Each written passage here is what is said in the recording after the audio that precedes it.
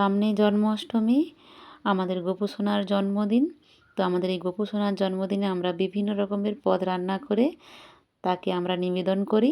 সেরকমই একটি পদ ছানার পরমান্ন বা ছানার পায়েস খুব সহজেই বানিয়ে আমি তোমাদেরকে দেখাচ্ছি, যাতে তোমরাও খুব সহজে বানিয়ে গোপু সোনাকে দিতে পারো। চলো ভিডিওটা দেখে নাও। নমস্কার, অন্বেষা ভ্যারাইটি ভিডিওতে আবার একটি নতুন স্বাদের ভিডিওতে স্বাগত জানাচ্ছি। আজকে বানাবো গোপু সোনার জন্য ছানার পরমান্ন বা ছানার পায়েস। তার জন্য প্রথমে 1 লিটার দুধ আমি ছেঁকে নিলাম ছাঁকনির সাহায্যে। তারপরে আমি গ্যাসের চুলাতে বসিয়ে দিলাম, দিয়ে বেশ কিছুক্ষণ গরম হতে দিলাম। দিয়ে একটু চামচে করে একটু নাড়াচাড়া করে দিচ্ছি। দুধটা ফুটে উঠেছে।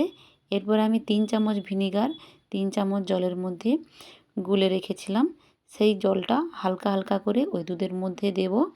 আর দুধটাকে চামচের সাহায্যে নাড়াচাড়া করব, যাতে ভিনিগারটা ওই দুধের মধ্যে মিশে যেয়ে খুব সহজে ছানা কেটে যায়। তো তাই আমি নাড়াচাড়া করে দিলাম। দিয়ে আবার বাকি যে ভিনিগারটা রেখেছিলাম সেই ভিনিগারটাও ওই দুধের মধ্যে চারিদিকে দিয়ে দিলাম। দিয়ে চামচের সাহায্যে একটু নাড়াচাড়া করে নিচ্ছি। দেখো কত সহজেই ছানাটা কেটে গেল।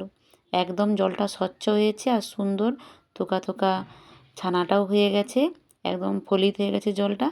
এবার আমি নিচে একটা বড় পাত্র রেখেছি, ওপরে একটা ছাঁকনি রেখেছি। রেখে ছানাটাকে আমি ছেঁকে নিচ্ছি।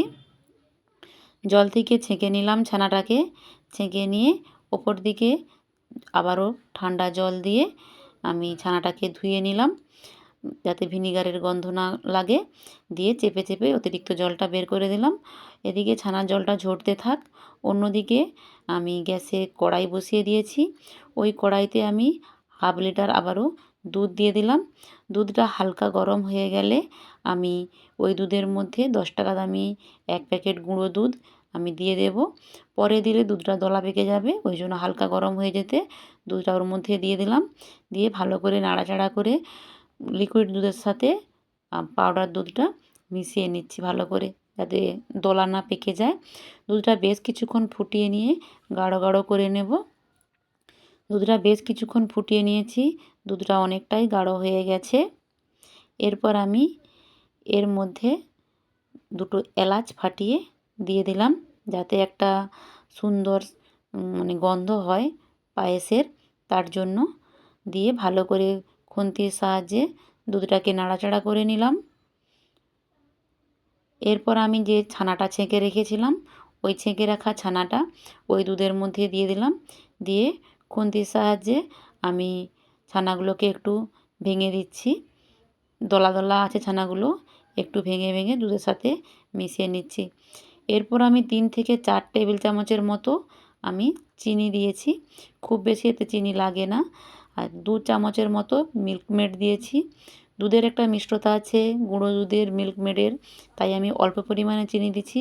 যে যেমন চিনি পছন্দ করে সেই অনুযায়ী চিনি দেবে তোমরা। ভালো করে আমি এটাকে মিশিয়ে নিচ্ছি সুন্দর করে। দুধের সাথে ভালো করে মেশানো হয়ে গেছে। এরপর আমি এর মধ্যে দিয়ে দেব কাজু আর কিশমিশ, জলে ধুয়ে ফ্রেশ করে তারপর আমি এর মধ্যে দিয়ে দিলাম। দিয়ে নাড়াচাড়া করে দিচ্ছি। অনেকক্ষণ ফুটিয়ে নেব, গাঢ় হওয়া পর্যন্ত অপেক্ষা করব।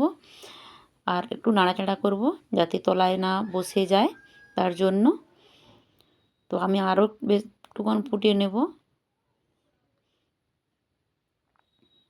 অনেকটাই গাঢ় গাঢ় হয়ে গেছে। এবার এটাকে আমি নামিয়ে নেব।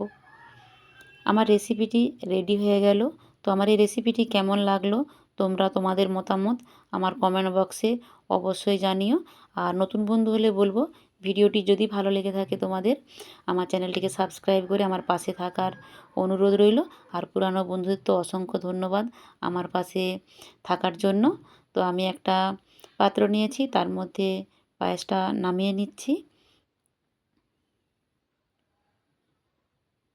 আমি পুরো পায়েসটাই এর মধ্যে নামিয়ে নিলাম।